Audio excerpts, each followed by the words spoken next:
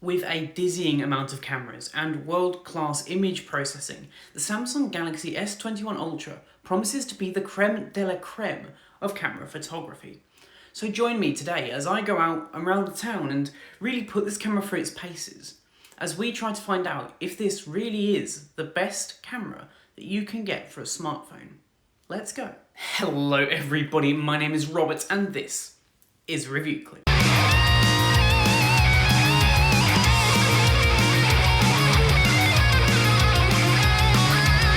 Yes, before we get into today's video though, if this is the first time that you're seeing my face on your screen, then one, lucky you, and two, go down there, hit that subscribe button, smash that bell notification icon so you get notified every time I upload. But without further ado, let's get on with today's camera review for the Samsung Galaxy S21 Ultra. Let's go. Straight away, before we get into any kind of photos, I just want to stand here and applaud Samsung for the sheer amount of features that they've managed to pack into their cameras. Honestly, it's rather dizzying. It's also quite frankly daunting, and especially with that massively in-depth Pro mode. Compared to the iPhone and its rather simplistic camera app, this gives you a lot of choice and power to get the images that you want in the way that you want to. And I applaud that. So, points to Samsung here. I started my photo tour around the flat in some natural lighting conditions, and straight away I'm really pleased with the colour reproduction. It's true to life tones, and when shot in RAW, it also means that we have a little bit more control over the image, especially during post-processing. Using that 108 megapixel lens does confine you to a 16:9 aspect ratio, rather than the more full ratio, is a small price to pay for the sheer sharpness and detail increase you'll get. Heading onto the balcony, we had a chance to play with the macro capabilities of this device. And once again, I was blown away. No other phone can quite manage to get this close to a subject and still stay in focus.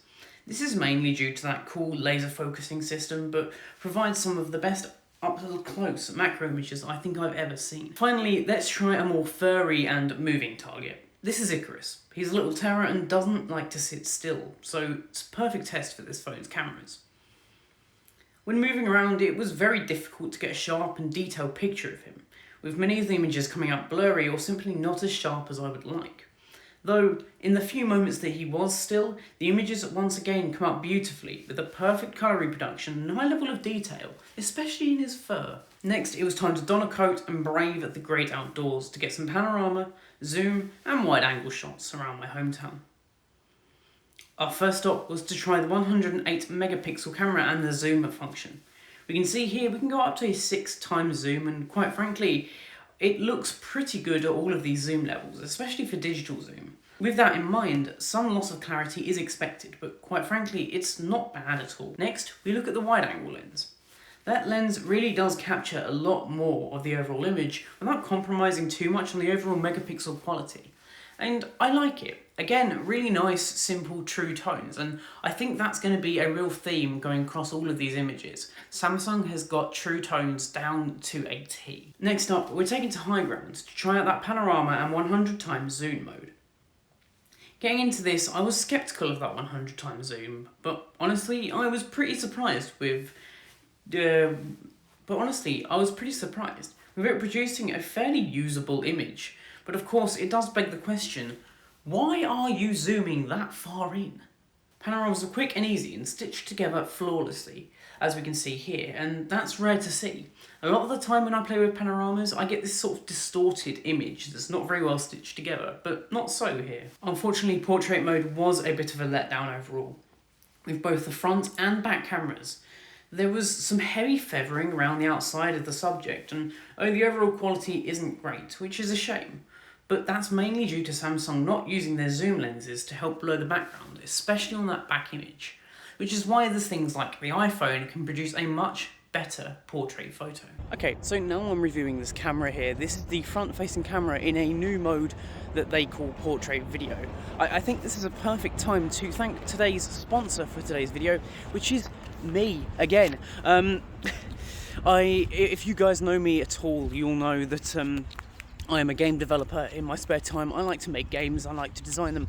I've just released my first game on the iOS store called Circle Bounce, and Well, it's Pong, but you play it against yourself. So I'm super excited to release it. It was released 2 weeks ago now, and I would absolutely love it if you guys could go down below, download it. It's on the iOS store only for now, but go download it, go review it, and even maybe try and get the high score. I think I'm sat at like 64 at the moment.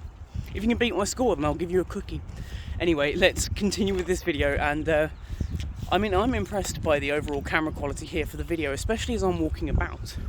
But we'll flip over to the back camera and have a look at some of the video quality, looking at this lovely castle here.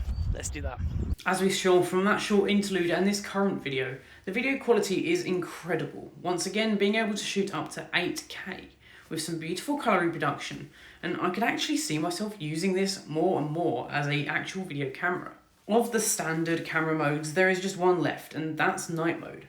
And quite honestly, no one does it quite like Samsung. It's bright and produces an insane amount of detail, though I might go as far to say as it is too bright, but that's just my personal opinion. I feel like this could be toned down a little bit, and maybe it's something that we could do in post-processing after the fact. So overall, how do I feel about this camera? Well, its quality blew me away, but so it should. This phone starts at over £1,000, and for that kind of price, you could probably buy a DSLR or a much better mirrorless camera that will get you better quality images overall. If you truly care about your image quality, you're not buying this style of phone. You're buying a proper camera. If you want the best of the best for photo photography, however, be that a point and shoot camera, this is the best of the best, and no one does it quite like Samsung right now. So outside of their normal modes, we also have some of the fun modes like AR Doodle and some of the other ones. These are very much gimmicky and not particularly useful.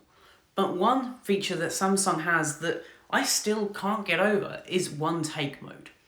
This allows you to take one photo and you get every kind of output all at once. This means that you'll always be able to get some kind of image out of the camera at one time. Say Icarus is running around. I can click that button and I'll get a GIF of him running. I will get a zoomed in photo of him running. I'll get a wide angle. I'll get a 108 megapixel and everything else. It is a ridiculous feature that produces a lot of questionable images, but some are real gems in here. And if that's a feature that you'd be interested in, it's one of the only features that we're seeing here on the S21 series, so it's well worth picking up for that fact. Anyway guys, what did you think of this camera? Is this something that you'd buy, or would you prefer to buy elsewhere? Let me know in the comment section down below, and of course I will catch you in the next one. Adios.